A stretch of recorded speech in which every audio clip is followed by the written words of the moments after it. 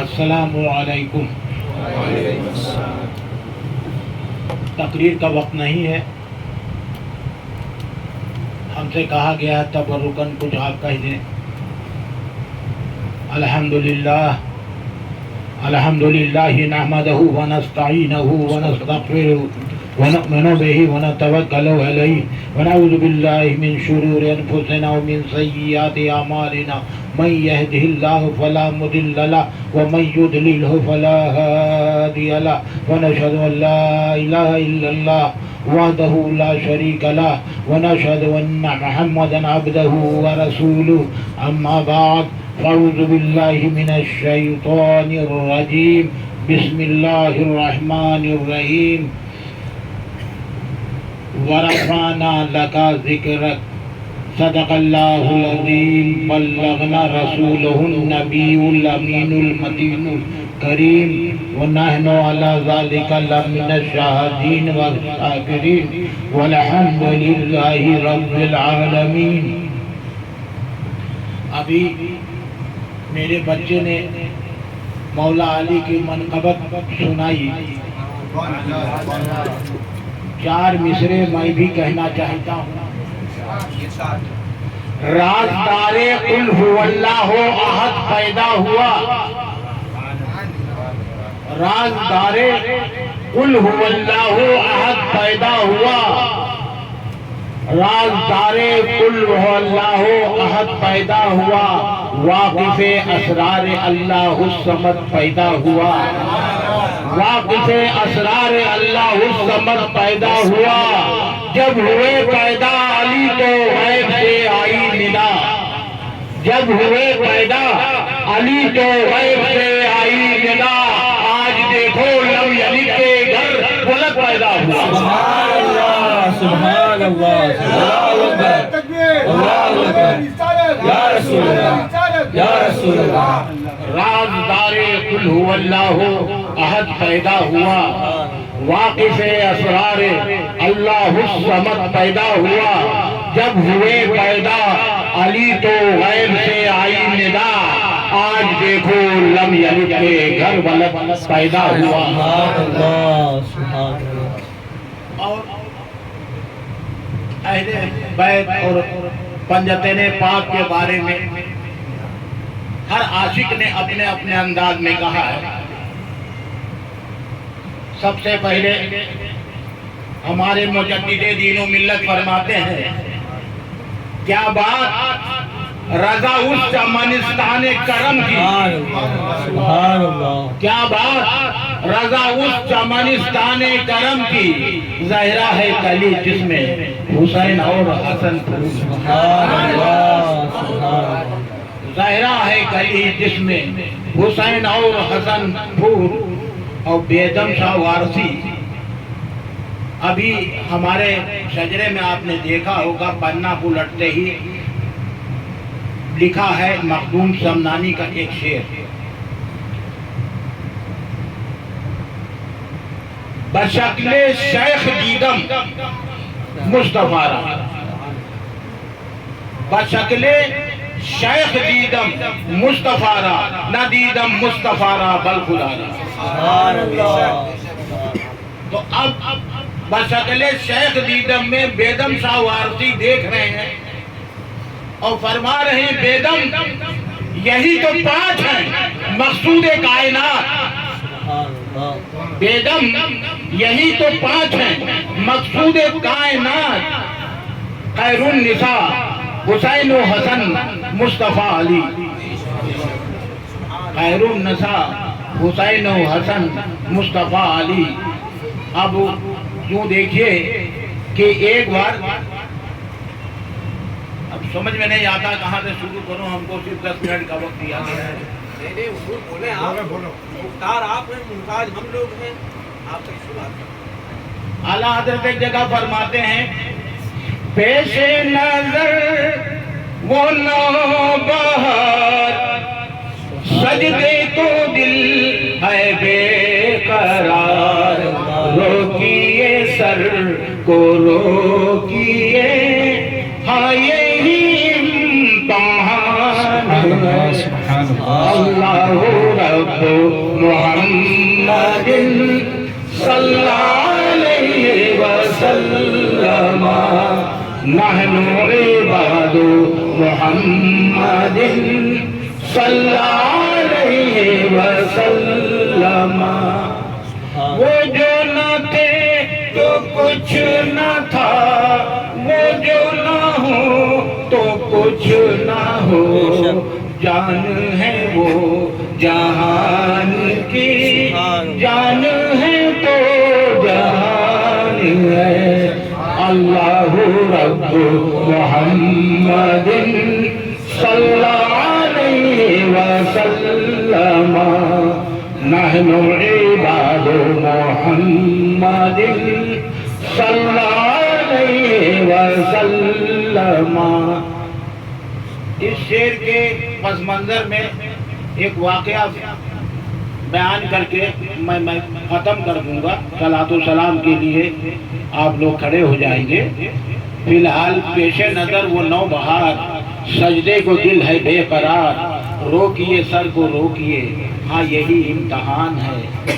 سرکار دو عالم کی انگشت مبارک کا ذکر فرما رہے ہیں اعلیٰ حضرت۔ سبحان اللہ سبحان اللہ۔ ایک بار حضرت ابراہیم علیہ السلام سے اور نمرود سے مکالمہ ہو رہا تھا۔ نمرود اپنی خدائی ثابت کر رہا تھا اور حضرت ابراہیم خلیل اللہ اسے رد فرما رہے تھے۔ ابراہیم علیہ السلام نے فرمایا کہ میرا خدا مارتا ہے اور جلاتا ہے۔ تو اس نے کہا اس میں کون سی بڑی بات ہے، یہ کام تو میں بھی کر سکتا ہوں۔ ایک بے گناہ کو قتل کر دیا اور ایک موت کی سزا پائے ہوئے کو آزادی دے دی۔ کہا دیکھا، جس کو مرنا تھا اس کو ہم نے زندہ کر دیا اور جس کو جینا تھا اس کو ہم نے مار دیا۔ ابراہیم علیہ السلام نے فرمایا کہ اگر ہم کوئی اور دلیل دیتے ہیں تو یہ شیطان نامعلوم اور کون کون سی نادیبہ حرکت کرے گا، اس لیے آپ نے ایسی شرط لگائی جسے وہ پورا نہیں کر سکا۔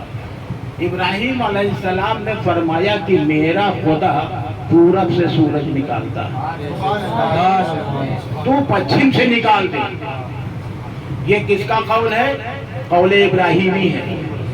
آدم سے لے کے حضور علیہ السلام تک جتنے انبیاء علیہ السلام آئے سب کے اوپر ایمان لانا شرط ہے۔ اگر کسی ایک نبی پہ ایمان لانے سے انکار کیا تو مسلمان نہیں ہو سکتا۔ اور وہ ابراہیم علیہ السلام جو کہ خلیل اللہ ہیں، آج بھی درود ابراہیمی پڑھے بغیر نماز نہیں ہو سکتی۔ ان کا فرمان ہے کہ تو پچھم سے نکال دے، اور وہ قاصر رہا نہ نکال سکا۔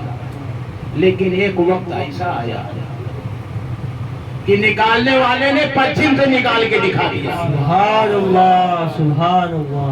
اب اعلیٰ حضرت دیکھ رہے ہیں کہ بقول ابراہیم یہ معاملہ کہاں جا رہا ہے۔ اب آپ جذبات میں آ کے فرما رہے ہیں کہ پیش نظر وہ نوبہار، سجدے کو دل ہے بے قرار، روکیے سر کو روکیے، ہاں یہی امتحان ہے۔ اللہ رب محمد صلی علیہ وسلم نحن عباد محمد صلی علیہ وسلم۔ یہ سورج کو واپس کرنے کا واقعہ اس وقت کا ہے جب فتح خیبر کے بعد لشکر اسلامیہ مقام صحبہ میں خیمہ زن، سرکار اپنے خیمے میں عصر کی نماز سے فارغ ہو کر تشریف فرما تھے۔ حضرت علی نے عصر ادا نہ کی تھی اور ادھر سے گزرے تو سرکار کو تشریف فرما دیکھا تو تجسس میں کھنچتے چلے گئے اور سرکار کی بارگاہ میں حاضر ہو گئے۔ آپ نے فرمایا کہ علی بیٹھ جاؤ۔ حضرت علی بیٹھ گئے۔ آپ نے ان کی گود میں سر رکھا अब आंखें बंद कर दी। लोग कह रहे हैं कि सो रहे थे, सो नहीं रहे थे। सोना बेखबरी का नाम है। नबी कभी बेखबर नहीं होता है। वो सोए तो मेराजे मनामी, वो जागे तो खुदा से हम कलामी। सुभान अल्लाह, सुभान अल्लाह। वो सोए तो मेराजे मनामी, वो जागे तो खुदा से हम कलामी।